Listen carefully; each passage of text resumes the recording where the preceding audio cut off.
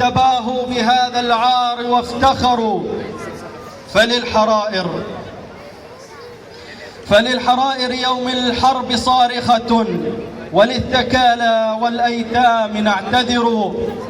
رسالة أوجهها إلى بشار والكرملين وقم، أقول لهم بيت شعر واحد: أين الملوك التي كانت مسلطنة حتى سقاها بكأس الموت ساقيها. وشكرا جزيلا للحضور. فيلين دانك.